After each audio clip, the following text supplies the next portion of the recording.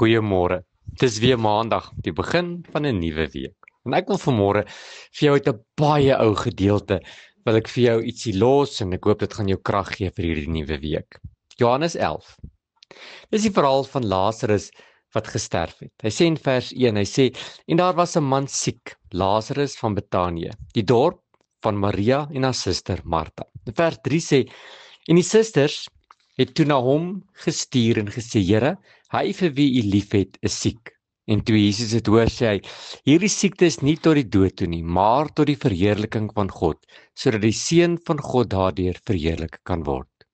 En Jesus het Martha, haar suster en Lazarus liefgehad. En toe hy hoor dat hy siek is, het hy 2 dae vertoef in die plek waar hy was. Sjoe. Ek weet ek en jy het ook ons eie probleme.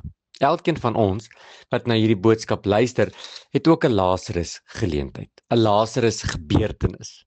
Die probleem wat jy sien al hoe erger word. Net soos Lazarus siek was en al hoe erger en erger geword het en later gesterf het, het ek en jy ook 'n probleem.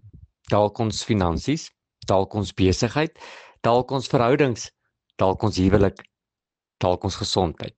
Maar ons het elkeen iets wat vir ons elke dag erger word, soos Lazarus.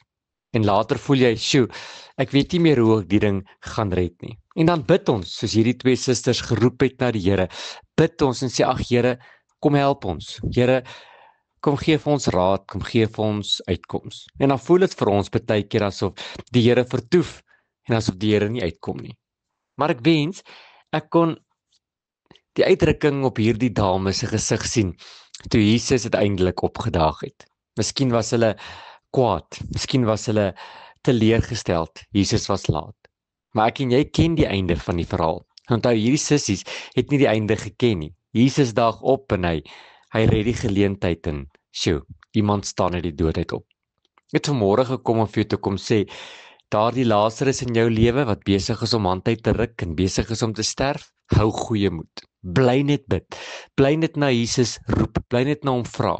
Wat net soos Jesus in hierdie verhaal op pad was, en al hierdie sissies dit nie geweet nie, is die Here vandag op pad om jou te kom red, om jou te kom help, om vir jou nuwe hoop en nuwe leiding en nuwe rigting te gee. Ek glo met my hele hart, as hierdie 2 sissies geweet het dat Jesus is sterk op pad na hulle toe, sou hulle moed gehad het. En vanmôre wil ek jy moet kry. Ek wil jy moet aangaan vanmôre met hoop in jou hart, dat Jesus het gehoor. Jesus weet waartoe jy gaan. Hy weet hoe nodig jy hom het en hy het gehoor en hy's op pad. En al vat dit baie keer lank vir die Here om op te daag en vir die Here om wonders te kom doen, al is hy laat, gaan hy nog steeds die geleentheid kan herstel. Gaan hy nog steeds die geleentheid kan red. Sjoe, jy sê dalk, pastoor, jy ken nie my Lazarus nie, jy ken nie my probleem nie, jy ken nie my omstandigheid nie. En dan wil ek vanmôre vir jou sê, sjoe, ken jy vir Jesus? Want al is hy laat, is hy nog steeds betyd. Here, dankie dat ek vanmôre kan weet, dat al is hy laat, is hy nog steeds betyd. Here, dankie dat die oomblik toe ons begin bid het en begin vra het u gehoor en het geantwoord met, ek is op pad. En Here, dankie dat u vanmôre op pad is na ons toe. Here, dankie dat u vanoggend al reeds besig is om vir ons 'n plan te maak. En dankie dat ek weet, ons gaan verbaas staan oor die wonderwerk wat u vir ons lewens instoor het. Amen.